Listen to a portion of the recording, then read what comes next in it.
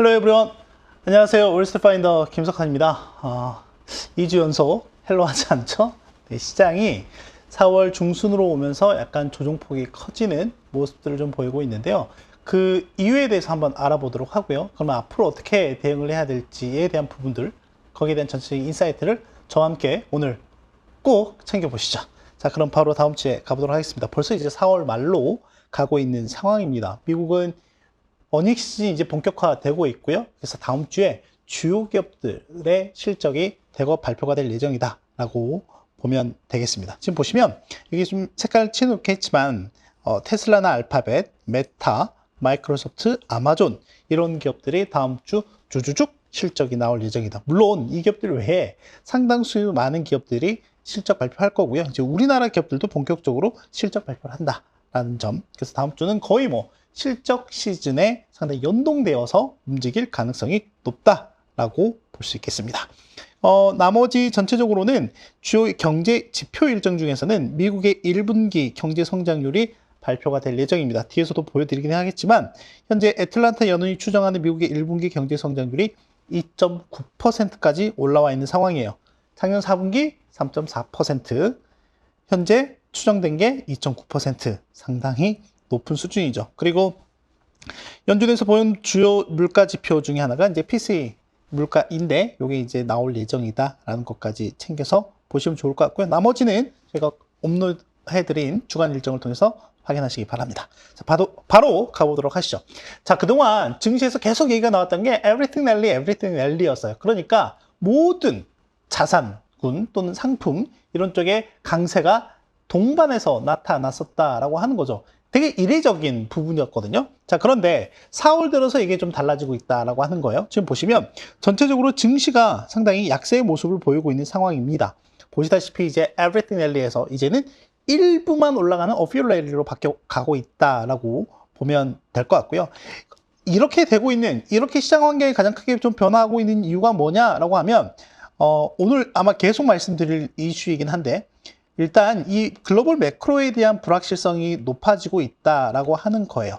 이 글로벌 매크로 불확실성인데 그러면 어떤 것들이 있느냐? 가장 중요하게 보고 있는 게 일단 연준이라고 하는 곳에서의 금리 인하 기대감이 많이 내려왔다라고 하는 거죠. 자, 그리고 두 번째 같은 경우에는 지금 계속 이슈가 있는 게 중동 긴장이죠. 중동에 이제 지정학적 이슈가 있습니다. 이런 지정학적 이슈가 문제가 되고 있는 상황. 여기에다가 한 가지 더 글로벌 말고 그럼 국내 요인은 없냐라고 했을 때 국내 경제의 펀더멘털에 대해서 우려하고 있는 부분도 있다라고 보시면 될 것 같습니다. 뭐 최근에 이제 계속 이슈가 되고 있는 게 결국 이제 부동산과 관련한 그런 부분들이고 실제 미국 내에서도 보면 부동산과 관련한 ETF의 주가 낙폭이 가장 큰 모습을 4월 달에 보이고 있는 상황입니다. 그러면 그나마 강세를 유지하고 있는 데는 어디냐? 보시다시피 그동안 에브리띵 랠리에서 그나마 좀 이탈이 됐었던 섹터가 바로 원자재였거든요. 원자재 같은 경우는 상당히 4월달, 특히 올해 들어서 강세 기조를 지속하고 있는 상황이다라고 보면 되겠습니다. 특히 뭐 유가도 마찬가지이고요. 그 다음에 금 가격 같은 경우도 계속 올라가고 있고 최근에는 뭐 LME, 그러니까 런던 금속거래소에 약간 이슈가 좀 있기도 했었지만 구리라든지 알루미늄이라든지 이런 금속 가격도 계속해서 올라가고 있는 모습을 보이고 있고요. 또 다른 건 뭐가 있죠?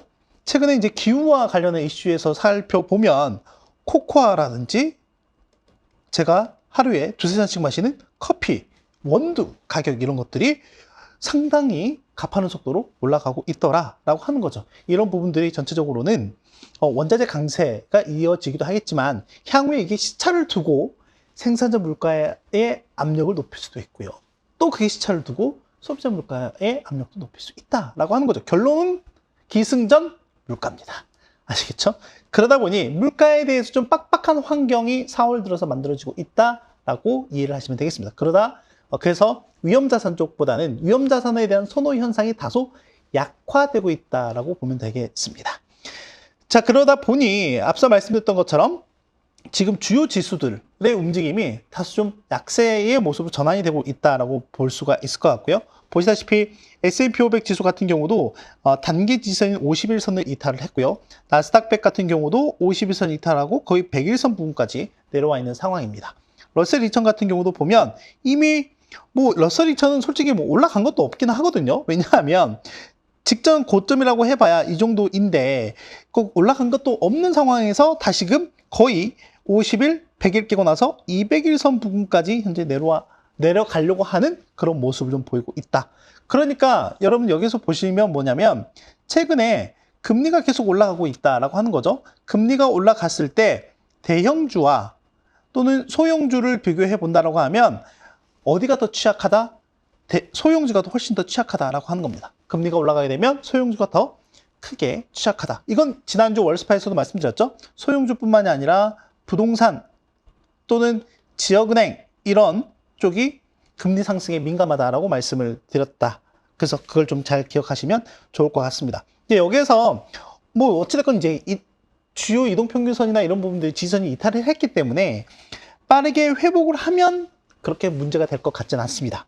왜냐하면 어찌됐건 이거는 어떻게 보면 시장이 계속해서 지속 가능한 상승을 보이기 위한 건강한 조정으로 받아들일 수가 있거든요. 그런데 이게 그러니까 조정의 낙폭이 더 커지는 모습을 보이게 된다라고 하면 제가 보통 이제 고점 대비 20% 정도 하락을 하게 되면 약세장에 진입을 했다라고 얘기를 하잖아요. 그래서 지금 전체적으로는 고점 대비 대략 평균적으로 한 5에서 10% 사이에 지금 약세의 모습을 좀 보이고 있는 상황이다. 그러면 이거는 시장에서 약간 나중에 놓고 봤을 때 건강한 조정으로 이해를 할 수도 있다. 그래서 여기서 더 낙폭이 커지지 않는 게 중요하다. 그러기 위해서는 앞서 말씀드린 글로벌 매크로 불확실성이 다소 해소되는 모습들이 나타나야 된다라고 하는 게 오늘의 내용의 결론입니다. 그래서 더 말씀드려보면 실제 저희가 이제 작년부터 계속 시장에 대한 부담이 있었어요. 그렇죠? 일부 업종 기업에 대해서 좀 부담이 있었다라고 하는 건데 이게 보면 나스닥 100과 러셀 2000 지수의 상대 주가 지수를 비교해 보면 닷컴 버블 당시를 이미 초과한 상태다라고 하는 거고 최근에 상품 가격이 상당히 강세의 모습을 보이고 있지만 그에 반해서 상품 가격과 나스닥 100 지수를 비교해 보더라도 이미 역사적 고점 수준에 거의 근접해 있는 상황이다라고 하는 거죠. 그러니까 저희가 이제 이걸 통해서 볼 수 있는 건 뭐냐면 썰림에 대한 부담이 있는 상황에서 역사적으로는 이것도 역시 다시 평균으로 회귀하는 과정들이 나타나더라라고 하는 거고 그런 관점에서 보면 이 차트를 통해서 저희가 볼 수 있는 거는 향후에 이런 되돌림의 과정들도 나타날 수 있겠구나 하는 상황인 거죠. 그래서 이런 부분에서는 좀 이 차트를 통해서 그런 인사이트를 좀 가져보시는 것도 중요하다. 그러니까 결국엔 어떻게 보면 이게 단순하게 보면 좀 부정적으로 들릴 수도 있겠죠. 네, 어떻게 보면 이게 상당히 좀 가파르게 상승한 이후에 하락 국면으로 접어드는 건가? 라고 하는 건데 이제 대신에 일부 기업에 대한 이런 쏠림 현상들이 다른 기업들로 좀 더 전이되는 또는 확산되는 그런 모습들이 나타나면서 광범위한 상승 랠리가 같이 이어지는 그림이 가장 이상적인 모습이다라고 할 수가 있겠죠. 그래서 그런 부분들이 나타나는지 저희가 좀 봐야 될 필요가 있을 것 같습니다. 자, 그리고 또 하나는 작년 4분기에 하락을 했었던 미국의 국채 금리 수익률들이 최근 들어서 다시금 상승하는 모습들이 계속해서 나타나고 있다고 하는 거죠. 이 과정에서 보면 저희가 주식과 채권 중에 어떤 게 더 투자 매력이 있습니까? 라고 하는 걸 확인할 수 있는 게 지표가 있는데 바로 에쿼리 리스크 프리미엄이라고 해서 주식 위험 프리미엄이거든요. 그러니까 이거는 뭐냐면 이 수치가 이렇게 올라간다라고 하는 거는 채권 대비 주식의 투자 매력이 있다라고 하는 거. 그러니까 채권으로 벌어들일 수 있는 수익률 대비 주식 투자를 통해서 벌어들일 수 있는 수익률이 더 높다라고 하는 겁니다. 그래서 이게 올라가면 주식 투자가 유리하게 된 거고요. 이렇게 내려오게 되면은 채권 투자가 훨씬 더 유리하다라고 보면 될 것 같은데 지금 상황을 보면 이 주식 위험 프리미엄이 4월 현재 기준으로 보면 닷컴 버블 이후에 가장 낮은 수준까지 내려와 있는 상황이다라고 보면 될 것 같고요. 또 어떻게 보면 작년에 좀 기록했던 이 직전 저점까지 깨고 내려가 있는 상황이다라고 하는 거죠. 그러니까 이 말은 지금 주식으로 해서 벌어들일 수 있는 기대 수익률과 채권으로 해서 벌어들일 수 있는 기대 수익률 보면 이게 더 크다라고 하는 거죠. 그래서 이 말은 뭐냐면 어떻게 보면 그러니까 되게 공격적인 성향을 가지고 있는 투자자가 아니라고 한다면 단순하게 이 채권에서 발생하는 수익률에도 만족할 수 있는 투자자들이라고 한다면 굳이 주식시장으로 유입을 해야 한 동기가 없다라고 하는 걸 의미한다라고 하는 거죠. 다만 이제 그럼에도 불구하고 시장은 뭐 상대적으로 주식시장이 훨씬 더 핫한 모습을 보이고 있죠. 실제 최근 2년 동안 AI라고 하는 게 시장의 가장 핫한 테마가 되면서 관련주들의 주가는 계속해서 고공행진을 하는 모습들을 보여왔기 때문에 솔직히 리테일 투자자들이라고 하면 이 유혹에 쉽게 넘어가지 않을 수가 없죠. 네, 그런 거는 결국에는 개인의 기호와 성향에 따라서 결정을 하면 되겠습니다. 아무튼 이 지표상으로는 주식보다는 채권이 더 투자가 유리하다라고 하는 걸 나타내고 있다라고 보면 되겠습니다. 자, 그리고 지금 계속 얘기하고 있는 게 작년 4분기와는 달리 올해 들어서는 미국의 금리가 올라가고 있습니다 라고 말씀 좀 드렸었죠. 그러면서 저희가 이제 계속 봤던 게 뭐냐면 미국의 국채 장단기 금리 차 역전폭이 축소가 되더라라고 하는 거죠. 원래는 여러분 뭐냐면 저희가 이제 채권이라고 하는 거, 채권의 금리를 따지고 봤을 때는 이게 이제 시간이거든요. 시간과 수익률을 놓고 본다라고 하면 당연히 그림은 이래야 됩니다. 그러니까 장기 채권에 훨씬 더 높은 수익률을 줘야 되는 거죠. 왜냐하면 이 기간 동안에 기회 비용인 거잖아요. 그렇죠? 기회 비용을 수익률로, 이마만큼의 수익률로 보상을 해주는 거다라고 보면 되겠습니다. 그래서 원래 채권의 정상적인 구조는 단기 금리보다 장기 금리가 높은 게 맞아요. 자, 그런데 채권 이론상으로, 그러니까 경제학적인 이론상으로 혹시나 불안정한 상황, 그러니까 향후 경제에 대한 불확실성이 높아지는 시기에는 장기간 돈을 투자하는 것보다는 단기에 대한 수요가 더 많아지겠죠? 그러다 보면 단기 금리가 장기 금리보다 더 높아지는 현상들이 발생합니다. 그래서 장단기 금리 차가 역전이 된다라고 하는 거고, 저도 월스파를 통해서 월스파 1회부터 현재까지 아주 수차례 많이 말씀을 좀 드리긴 했는데 과거 흐름상으로 보면 이 장단기 금리 차 역전은 보통은 경기 침체의 전조 현상으로도 받아들였었다라고 하는 거죠. 아까 말씀드렸잖아요. 정상적인 상황이라면 단기 금리보다 장기 금리가 높아야 되는데 비정상적인 상황인 거니까 장기 금리보다 단기 금리가 더 높아지는 거잖아요. 자, 그런데 이 장단기 금리차가 역전폭이 축소되는 과정, 이걸 이제 보통 스티프닝이라고 합니다. 방금 말씀드렸던 것처럼 이렇게 그래프가 우상향하는 모습을 이제 보이게 되는 거예요. 근데 이게 스티프닝이 축소되는 과정이다라고 보면 될 것 같은데, 이 축소되는 과정이 두 가지가 있습니다. 그러니까 용어상으로는 불 and bear가 있거든요. 그러니까 불은 그 말대로 가격이 강세를 보이게 되는 거잖아요.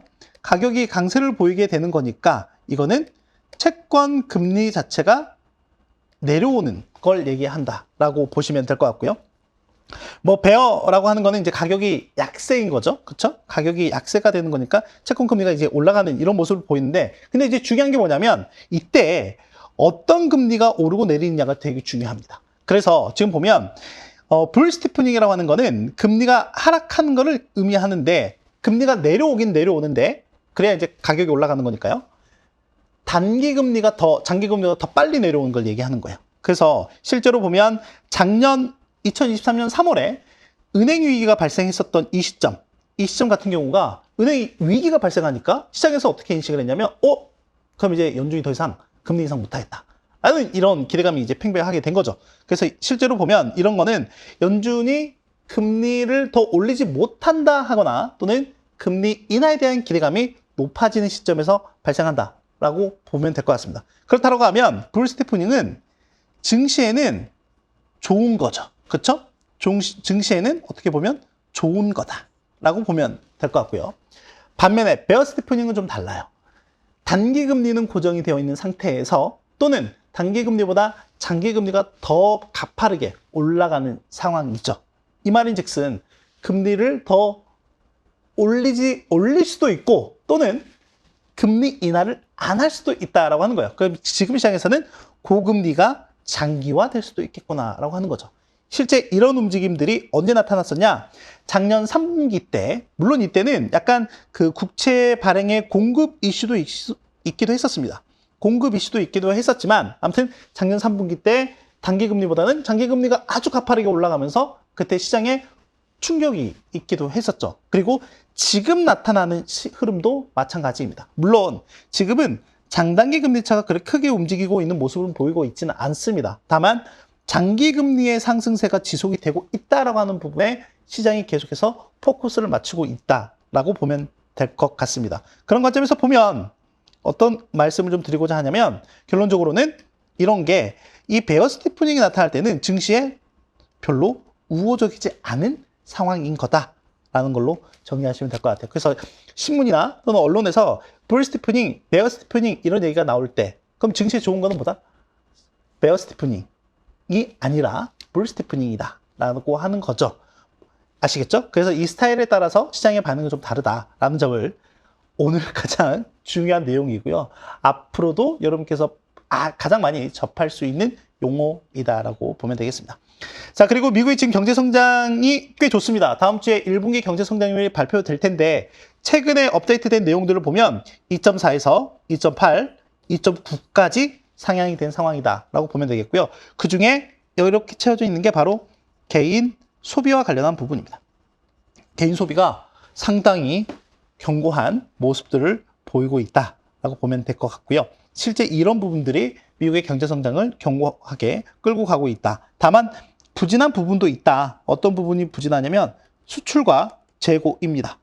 자, 기업들의 창고에 재고가 쌓여가고 있다라고 하는 거는 썩 좋지 않은 이슈가 되겠죠. 그래서 이 당장은 우려할 만한 수준은 아니긴 하지만 왜냐하면 소비가 그만큼 현재는 좀 받쳐주고 있기 때문에 소비가 둔화가 되면서 재고가 쌓이는 이런 모습은 경제에 결코 우호적이지 않을 수 있다라고 하는 것. 그래서 이 재고 동향도 유심히 좀 살펴봐야 할 포인트 중에 하나가 될 것 같습니다. 그리고 또 하나는 중동 긴장감이 아까 지정학적 이슈에 대해서 이제 말씀 좀 드리긴 했는데 일단 이란이 이스라엘의 본토 공격을 했죠. 13일에 현지 시각으로. 그래서 이제 공이 이스라엘에게 넘어왔어요. 그래서 앞으로 어떻게 대응을 할 거냐. 이 대응의 수위와 시기에 대해서 관심이 좀 시장이 많이 갖고 있다라고 보면 되겠는데 지금 제가 보고 있는 건 이제 며칠 전에 이슈 자료를 통해서도 쓰기도 했지만 일단 전면전이냐 또는 그림자 전쟁이냐 또는 국지전이냐 이런 거거든요. 그런데 전체적으로는 단기간에 끝날 이슈는 아닌 것 같다.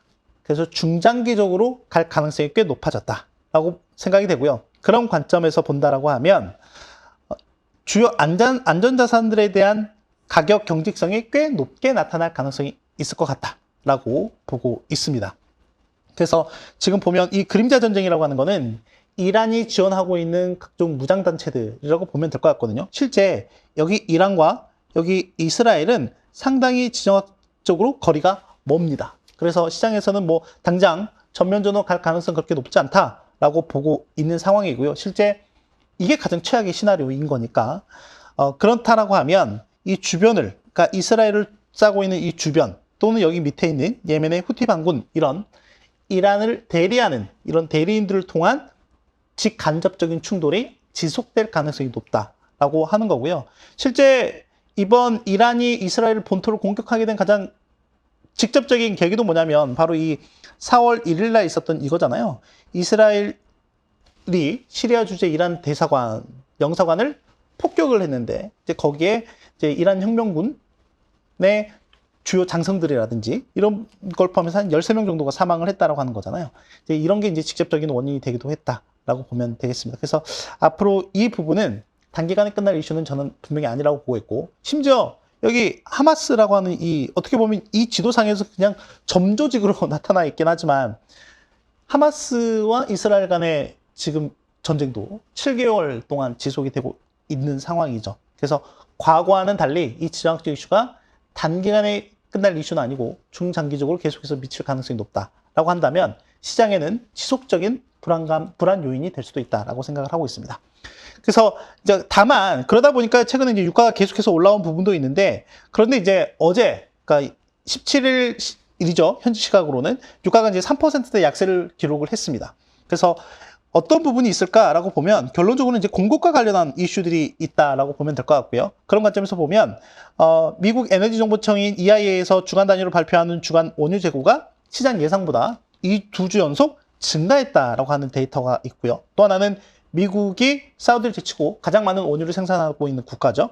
그리고 또 하나는 최근에 유가가 좀 이렇게 올라오니까 백악관 내부에서 야, 다시 전략 비축유 풀어야 되는 거 아니야? 이런 얘기들도 좀 있는 것 같습니다. 그리고 앞서 말씀드렸지만 지금 현재 중동의 긴장감이 지속되고 있는데 여기서 더 악화되지 않을 것이다라고 하는 기대감. 그리고 다섯 번째는 결국에 이제 가격이 올랐으니까 여기에 대한 조정에 대한 압력이 커졌다라고 보면 될 것 같아요. 그래서 이것들이 종합적으로 작용을 했다. 그래서 다음 그림을 통해서도 볼 수 있듯이 미국의 원유 생산량은 이렇게 늘어나고 있고요. 사우디는 계속 감산을 하고 있는 상황이다라고 보면 될 것 같습니다. 이제 여기서 이제 볼 게 뭐냐면 미국의 셰일 오일이에요. 그동안 이제 어떤 이슈들이 발생하면 유가가 올라갈 거야에 대한 이런 부분들을 말씀드렸었는데 다른 측면에서 공급 측면에서 본다라고 하면 지금 미국 내 유정, 그러니까 이 셰일 오일에 대한 유정이 계속 좀 늘어나고 있는 부분들, 그리고 그 유정에서 생산되고 있는 오일량 자체가 늘어나고 있다라고 하는 거죠. 그래서 생산성이나 채산성이 개선이 되고 있다라고 하는 거고, 그러다 보니까 이 셰일 오일 이제 지금 EIA에서 예상을 하고 있는 거는 5월 기준으로 보면 일부 지역들, 여기 페르미안이라든지 이글포드라든지 바켄이라든지 이런 일부 지역들은 지금 사상 최고의 원유 셰일 오일 생산을 기록할 걸로 전망을 하고 있는 상황이다라고 보면 되겠습니다. 자, 그리고 다음 주에 실적 시즌이 거의 이제 피크가 다가오고 있는 상황이죠. 그 중에 매그니피센트 7 기업 중에 5개 기업들이 실적 발표하죠. 아까 앞에서 말씀드렸던 것처럼 알파벳이나 테슬라나 마이크로소프트나 아마존이나 이렇게 메타까지 발표가 될 텐데, 지금 현재까지 업데이트된 내용을 놓고 보면 지금 S&P 500 기준으로 보면 대략 한 10% 정도의 기업들이 실적 발표를 했고요. 근데 지금까지 실적은 썩 나쁘지 않게 나오고 있죠. 근데 이제 문제는 뭐냐면 JP모건 같은 경우에도 6% 넘게 하락을 했었고, 최근에 발표한 기업들, 몇몇 기업들의 내용들을 좀 보면 향후 전망에 대한 부분들이 좀 다소 직전 분기 대비했을 때 불확실성이 좀 더 높아졌다라고 하는 거죠. 이런 부분들이 지금 주가에 반영이 되고 있는 상황인데, 지금 주당 수익률 기준으로 보면 작년 연말 기준으로는 대략 1분기에 3.8% 정도 증가할 걸로 예상을 했는데 현재까지 발표된 거는 2.2% 정도이고요. 다만 어닝 서프라이즈 비율 같은 경우에는 거의 80%에 육박한다 라고 보면 되겠습니다. 그리고 매출액 같은 경우에도 현재 시장 예상치를 상회하고 있는 부분이고요. 그리고 어닝 서프라이즈 비율도 나쁘지 않은 모습을 보이고 있는 상황이다 라고 보면 될 것 같고요. 다만 이제 방금 말씀드렸던 것처럼 이제 기업들이 이미 지나온 분기에 대한 실적 내용뿐만이 아니라 앞으로 이제 어떻게 할 거냐에 대한 내용들이 더 중요하기 때문에 거기에 대해서 좀 더 포커스를 맞춰서 대응을 하시면 좋을 것 같다라고 말씀드리고 싶고, 또 하나는 지역은행들 실적도 집중될 예정이거든요. 이제 뭐 계속 지금 발표하고 있긴 하지만 아마 다음 주와 그러니까 4월 말 5월 초에 집중이 되어 있는데, 근데 이제 문제는 뭐냐면 지역은행들이 작년에 은행위기 그리고 올해 초에 뉴욕 커뮤니티 뱅커프의 그런 사태들로 인해서 연중 저점 수준까지 내려와 있다라고 하는 거예요. 상대적인 강도를 보면 대형은행들은 비교적 잘 간 반면에 지역 중소은행들은 상당히 약세의 모습을 보이고 있는 상황이죠. 이게 지속이 되는지의 여부도 좀 봐야 될 것 같고, 특히 은행들은 결론적으로는 순이자 수익이 지속이 가능하냐 안 하냐인 거잖아요. 근데 최근에 발표된 뭐 JP모건도 마찬가지고요. 은행들이 이 순이자 수입이 올해는 예상보다 좀 감소할 수도 있다라는 내용들이 좀 나오면서 은행주 약세 부담이 되고 있는 상황이다라는 것까지 챙겨가시면 되겠습니다. 자, 빠르게 정리해 보도록 하겠습니다. 오늘도 상당히 긴 시간이 왔는데, 일단 좀 글로벌 증시가 좀 갈팡질팡한 상황이죠. 그런데 지금 미국 채권 시장에서 나타나고 있는 베어 스티프닝 같은 경우에는 증시에 부담이 된다. 그렇죠? 반면에 이제 말씀드렸던 불 스티프닝 같은 경우에는 증시에는 비교적 우호적이다라고 보면 되겠습니다. 글로벌 매크로 불확실성이라고 하는 게 일단 연준의 금리 인하 기대감이 후퇴하고 있죠. 이런 과정에서 장기 금리가 상승을 하고 있고 달러가 강세를 보이고 있고, 여기에는 중동 긴장도 한몫을 하고 있다. 그래서 이런 부분들이 향후에 어떤 형태로 완화가 되는지가 중요하다라고 말씀드렸습니다. 그래서 이것들은 계속 현재 진행 중인 이슈들이기 때문에 관심을 갖고 대응할 필요가 있겠습니다. 다음 주에 이런 부분들, 특히 저는 실적도 중요하긴 하지만 중동 이슈가 좀 어떻게 전개되는지 좀 촉각을 곤두세우고 관찰하셨으면 좋겠습니다. 네, 쉽지 않은 지금 4월 그리고 5월로 넘어가는 증시 상황입니다. 아무튼 마음 딱 붙잡으시고요. 그럼 저는 다음 주에 뵙도록 하겠습니다. 안녕!